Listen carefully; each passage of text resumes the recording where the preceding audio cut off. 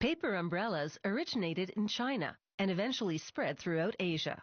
Initially, their purpose was solely practical, to protect against rain and to provide shade from the scorching sun. But before long, they took on symbolic significance and were incorporated into many ceremonies and rituals. They're called oil paper umbrellas because the paper is coated with oil, or, like these, with oil paint, making the umbrella waterproof. At this workshop in northern Thailand, they cut a bamboo log to the length of the umbrella's radius, then shave off the bark. They split the log into strips of equal thickness, then group these ribs, as they're called, into bundles of 28. Each bundle will become the frame of one umbrella. Next, they thin out the bottom half of each rib and cut a slit in the top half. Then, using a traditional drill, they bore tiny holes at specific points.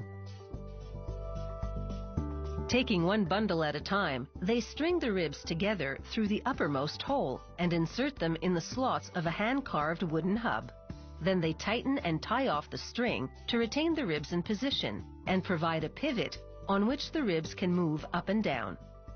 Next, they attach the scaffold, a smaller hub with shorter ribs strung on it.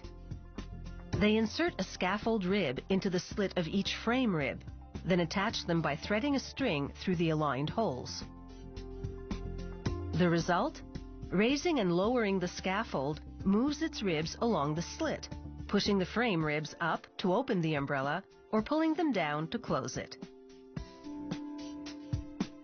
With the umbrella open now, they thread more string through holes in the frame ribs and loop it into a spiderweb type pattern. This produces a sturdy base to support the umbrella's paper skin. After mounting the frame on a wood and bamboo umbrella handle, they wrap 2 lines of string along the frame perimeter. This will support the paper skin at the edge of the umbrella. They make the paper from the bark of the native sa tree. The first step is to soften the bark by soaking it in water for about 12 hours, then boiling it for another 3 or 4. Next, they mash it with wooden mallets for about an hour, turning it into pulp. They bleach the pulp and wash it again to remove the bleach. Only then is the pulp ready to become paper. They dump the pulp in a large basin of water and stir so that it floats in suspension while they move a plastic screen through the water, catching enough floating pulp to coat the screen in a thin layer. They lay the screen out in the sun for 3 to 4 hours until the layer of pulp dries into a thin, fragile sheet of paper. They cut the sheets to the shapes required, then saturate each piece with glue made from cassava, a tropical root vegetable. After applying a circular piece around the hub, they glue pie-shaped pieces onto the rest of the frame. Once they cover the entire frame, they repeat the process to add a second layer. They fold all the pie-shaped pieces over the end to thicken and thereby reinforce the edge of the umbrella. After about 4 hours out in the sun, the glue dries, bonding the now stiff and strengthened paper securely to the frame. They apply 3 coats of oil paint, allowing 4 hours of drying time between coats.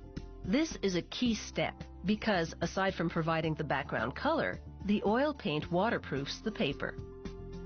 Next, they varnish the handle to make it moisture resistant. And now for the grand finale. An artist paints a design in vibrant, waterproof oils. The themes are traditional: flowers, animals, landscapes, people. No stencils to trace or patterns to follow. The artist works entirely freehand, the result being that no 2 umbrellas are ever exactly alike. Each oil paper umbrella is a portable work of art, pretty yet practical, rain or shine.